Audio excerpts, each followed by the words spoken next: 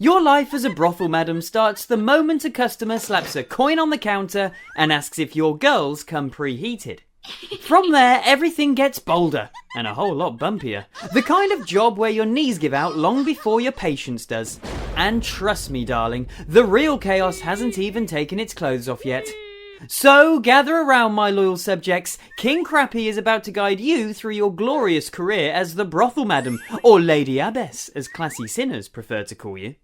Chapter 1. The worst promotion you'll ever get. Nobody becomes a brothel abbess because they felt called. You get the job when your knees start creaking louder than the beds upstairs and the clients stop chasing you. Once you were the main attraction, the fresh face, the reason half the town changed bedsheets at night. You were the miracle treatment for lonely blacksmiths and apprentices who didn't know where anything was. Now the new girls call you Madam, with that sweet tone young people use right before stealing your customers. One night the old abbess is slumped over the counter, half drunk, half decomposing, smelling like expired regret. She shoves a crusty key and a ledger stained with something sticky into your hands, burps out a ghost and mumbles, "Congrats, sweetheart. You're in charge now." You go from getting handled to handling everyone's disasters, including yours. Every broken bed frame, every missing coin purse, every girl crying because a client took his pants off and revealed a war crime is suddenly your problem. You run the girls, you argue with clients, you fight suppliers about why the wine tastes like wet socks, and you pray nobody breaks a floorboard mid-session because the last thing you need is a trouserless man falling through the ceiling. You're too old to be the entertainment and too alive to be a corpse, so they dump you in management. No pay rise, just new wrinkles and stress in places you didn't know you could clench. You go from favourite to responsible, which is just medieval slang for everyone blames you when something catches fire, including the bishop who bought the matches. And speaking of the bishop, get ready because your holy workplace is about to get a whole lot filthier. Chapter 2. Southwark, God's favourite sin district. Your kingdom is Southwark, that cute little patch of land London pretends not to know, like an embarrassing ex who keeps texting at 2 in the morning. The city keeps all the churches, guilds and moral purity on their side of the river, while your side has taverns, gambling dens, bear-baiting pits, theatres and at least 5 smells strong enough to peel paint and make a grown man question his faith. It's basically the world's first adult entertainment park, just without rides that pass safety checks. Right in the middle sits your brothel, one of the iconic stews, lovingly licensed by the Bishop of Winchester, a man of God with a rosary on his chest and your rent money tucked right between his holy man boobs. He pretends to be shocked by vice, but the man is running England's first spiritual strip mall of sin. He's got ordinances too. No nuns, no wives, no dragging customers inside by the collar, no girls working if their nethers are glowing like a warning lantern. Also, close on Sundays for Jesus, and don't overcharge for rooms unless the client deserves it. There's even a professional conduct line, which is hilarious because the only thing professional about this place is how fast everyone can get undressed. And every time a new girl joins, he gives the same HR speech about maintaining boundaries, right before disappearing behind the curtains to help with training, which is code for him checking flexibility like he's hiring for the Olympics. Also, you can't sell food or drink inside the brothel, so you just open a tavern next door and connect it with a secret back door. Medieval DoorDash for people who need ale before round 2. By day, the preachers scream about the wicked stews of Southwark. By night, those same preachers are pounding on your door like God sent them, asking if Sister Marjorie is available for candlelit confessions. And if you think this circus of holy hypocrisy is chaotic now, wait till you start recruiting the girls. Chapter 3. Recruiting your nuns. So you're not hiring maids, you're assembling a holy sisterhood out of debt, disappointment, and women who ran out of better options 3 heartbreaks ago. Your job is basically running a convent where the only miracle is that nobody's caught fire. Recently. Your agents, widows who could blackmail saints and sketchy men missing half their teeth and all their morals, lurk around city gates and docks whispering promises like they're selling salvation. They pitch a respectable house, which is medieval code for, we'll feed you, clothe you, and then auction your dignity like livestock with lipstick. The girl arrives holding a bundle of clothes and 3 screaming and crying bad decisions. You greet her with a warm meal, a soft bed, and a smile so predatory even wolves would file a complaint. But the next morning you drop the bill on the table like a hammer. The free stew for 4? Charged. The loaned dress? Charged. The bedding? Charged per moan and per mystery stain. She's drowning in debt before she's even undressed for anyone. Now comes your kindness, the kind that feels like God turning the lights off. She can either work it off properly or wander the streets where the men don't pay and don't ask before grabbing. If she panics, you pour wine. If she trembles, you mention debtor's prison, the place where hope goes to starve and nobody touches you for pleasure. And when she's pretty, new and untouched by Southwark's horrors, that's when your ledger starts sweating. A fresh recruit in your house is rarer than a priest with clean hands, and men will pay enough gold to fix your roof, your walls, and your conscience, if you had one. Because you're not just selling nights, you're selling the one night men fantasize like it's a holy relic, then ruin like everything else they touch. And if you think that's the darkest thing you do, wait till you start putting price tags on sins even the bishop pretends not to recognise. Chapter 4. Virgin Auctions, your most damned business. If your brothel is a swamp of sin on a normal night, then virgin auctions are the bottomless trench where God drops all the mistakes he doesn't want to claim. Nothing sells faster, louder, or with more panting than the promise of freshness. Men don't care about her dreams, her hopes, or the fact that she still asks whether you need help with laundry. They care about purity, like getting a limited edition collector's coin that they will absolutely tarnish in 5 minutes. The moment word slips that a new girl arrived, your hallway turns into a stampede. Merchants trip over barrels, nobles send servants waving coins like they're bidding on cattle, and old men move so fast you'd think they'd promised someone at least one night where everything still works. They all want the same thing, the first crack at innocence, but half of these men couldn't find the right place with a map and 2 hands. You stand on the stairs like Satan's auctioneer, pretending you're not auctioning someone's last shred of hope, while mentally calculating how many roof holes you fix with the profits. The girl thinks she has a special client. She puts on the cheap dress you gave her, smelling like sad flowers and sadder decisions, and asks if he'll be kind. You lie. You lie like breathing. When the winning bid comes in, sometimes more than her entire family has ever touched, you take the coin and hand her over like a lamb being sold to a butcher who's already sharpening the knife. Afterwards, she's shaking, wide-eyed, voice thin as thread. You give her wine, tell her it gets easier, even though it doesn't. Sometimes the first night breaks something inside her that even God couldn't fix with glue. But you send her back anyway because rent is due, and then comes another problem, and you'd have to go down and dirty to solve it. Chapter 5. Burning, bubbos, and God will handle it medicine. Congratulations, Lady Abbess. You're now the neighbourhood's unofficial doctor, midwife, plague inspector, therapist, and chief officer of Please Don't Die on My Damn Carpet. Your girls come back from nightly activities leaking, burning, itching, bubbling, and glowing like someone rubbed their downstairs on a cursed lantern. And since medieval doctors are just barbers with sharp knives and daddy issues, you're stuck fixing it all. The bishop's rule says no woman with burning disease can work. How adorable. So you squint at rashes shaped like biblical plagues, ask questions nobody wants to say out loud, and sniff things that make you reconsider every life choice since childhood. Your medical kit looks like something Satan left behind. Vinegar, because if it can scrub fish guts, maybe it can unscorch someone's lady bits. Mercury ointment that burns, poisons, and occasionally kills, but at least it stops the itching before the girl stops breathing. Herbal teas tasting like boiled dirt and regret. Bloodletting knives, because draining someone like a wineskin apparently cures everything from syphilis to sadness. And when all that fails, you pull out the metal syringe, the medieval device so horrifying it should qualify as a weapon.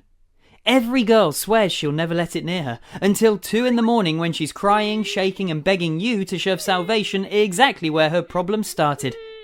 Meanwhile, the men swear they're clean, even while dripping mystery fluids and asking why their groin hums like a beehive when touched. You don't tell them that they've caught the Southwark Symphony, the burning, buzzing new sensation sweeping London one thrust at a time. And just when you think medieval STDs are your worst nightmare, the law knocks. Not to save you, but to shake you down. Because in Southwark, the gods want bribes, the churchmen want secrets, and everybody wants your girls. Chapter 6. Bribes, blackmail and the holy customer list. Running a brothel in Southwark isn't about beds, girls or whatever new rash someone brought home. No, it's about mastering 3 sacred arts: bribery, blackmail and remembering which holy man likes to be spanked hard enough to see archangels. Justice down here isn't blind, it's horny, drunk, broke and always looking for a discount. Every sheriff, bailiff and inspector who knocks on your door isn't here to enforce morality, they're here for coin, wine or the girl with freckles and enough flexibility to turn anatomy into abstract art. You always try coin first. A little silver is cheaper than a raid and definitely cheaper than another cooking stool baptism in sewage stew. If coin doesn't work, you flood them with wine until their morals slide off faster than the trousers. And if wine doesn't work, you send their favourite girl, the loud one who laughs like sin and makes grown men confess things they never told their wives or priests. Each satisfied official buys your brothel another day of peace, another night of business, and another morning of pretending you're surprised the bishop's inspector dropped by at 2 a.m. wearing nothing but socks and a lie. But bribes are only half of your survival kit. The other half? Secrets. Delicious, devastating secrets. Nobles show up in hoods like they're auditioning for medieval Tinder. Merchants sneak in claiming urgent business matters, which is hilarious because the only thing urgent is their inability to last more than 6 minutes. Priests slip in after sunset whispering that they're checking structural stability, which is ironic because they break more bed frames than earthquakes. And you remember everything. Which duke cries, which merchant likes rope, which priest begs you to call him Father Sin Me More. If someone threatens you, you don't panic, you smile, because one whispered rumour from you and half of London's respectable men burst into flames. Your brothel may be filthy, but your leverage is pure, sharp and deadly, and you'll need it to maintain your lavish lifestyle. Chapter 7. Luxury on the outside, rot on the inside. From the street, your brothel looks like heaven dipped in honey. The lanterns glow soft and seductive, the windows shine like they've never seen sin, and the music drifts out like foreplay with a soundtrack. Men approach your door the way drunk husbands approach temptation, excited, twitchy, and absolutely doomed. But step into your private room and the fantasy collapses faster than a naked noble slipping on his own enthusiasm. The furniture is so broken it should file a domestic abuse report. The sheets are stained in patterns that look like medieval astronomy charts made from bodily fluids. The candles melted into shapes no child should ever see, unless you want to explain why Jesus looks like he's holding something he shouldn't. There's a roof leak dripping directly onto your pillow. Nothing says romantic night like rainwater hitting your face while you sleep like a depressed orphan.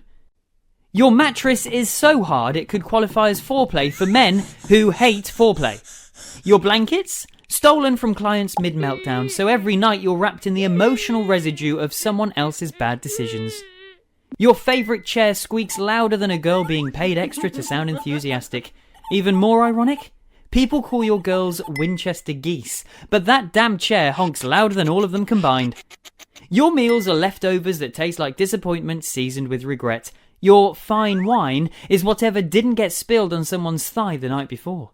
You splurge on fruit only when a noble pays so much it makes your conscience itch. Your gowns are patched more than a soldier's conscience. Your hair smells like smoke, wine and surrender.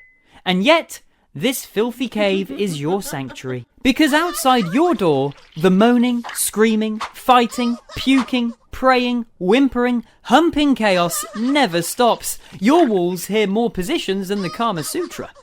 You don't live in a brothel, you survive in one. And when survival gets too hard, you weaponize the only thing more dangerous than lust. Men. Especially the powerful ones. Chapter 8. Manipulating powerful men. You don't have soldiers, you don't have a crown, you don't even have a decent mattress, but you have something far more terrifying, the sexual stupidity of powerful men. And you've learned to use it better than any general uses a sword. Every influential man in London has passed through your doors at least once, usually wearing a hood, a fake name and enough guilt to sink a cathedral. The higher the rank, the lower the behaviour. Dukes ask for purification while doing things that would traumatise livestock. Bishops swear they're here for inspection, which is impressive considering they show up without pants. King's cousins beg for privacy, as if the whole city doesn't already know what they like done with honey. You manipulate men the way spiders manipulate flies. Gently, sweetly, and with the sincere understanding that they will absolutely tie themselves up if you give them rope and compliments. If a noble threatens you, you simply remind him of the position he begged for while crying into your mattress. If a merchant demands discounts, you casually mention his wife's name and the fact that lavender isn't a natural smell for a man's groin. If a bishop tightens ordinances, you let a rumour slip that he prefers redheads with grip strength that could crack walnuts. You don't need armies, you have secrets. Whispers that could destroy reputations faster than an unexpected rash. Confessions whispered in the dark that you store like gold. Names, desires, cries, kinks, stains, every detail of a loaded weapon. You've delayed treaties, secured loans, ruined marriages, saved girls, started scandals, ended blackmail plots, and balanced half of London on the tip of your tongue, metaphorically and sometimes literally. Men rule kingdoms with swords, you rule them with information wrapped in silk and sin. And history? It will paint you as a joke, a sinner, a wicked woman. But in your own time, you were the most dangerous creature in the city, a woman who knew the truth about men. This was all until your downfall came.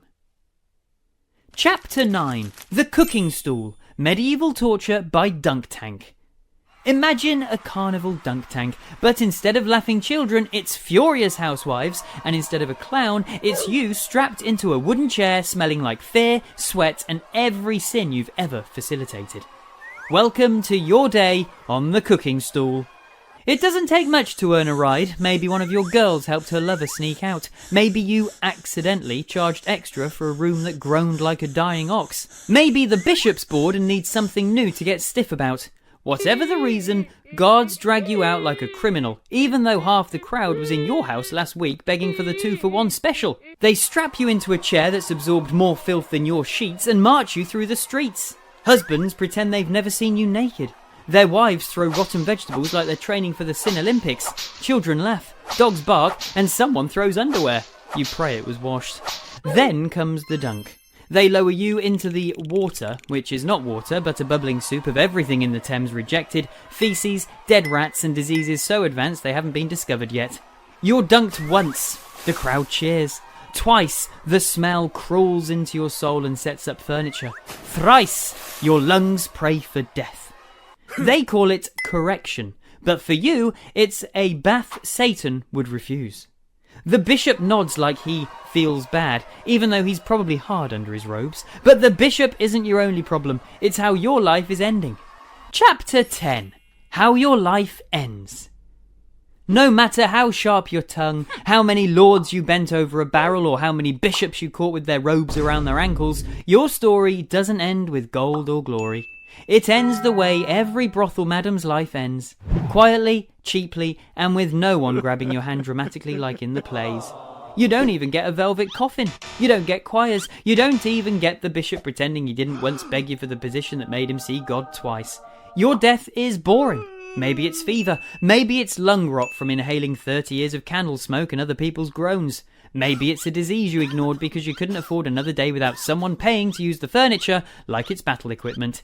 Or maybe you just lie down one night after decades of screaming girls, moaning clients, exploding bed frames, leaking men, burning disease, and a bishop who never once knocked politely.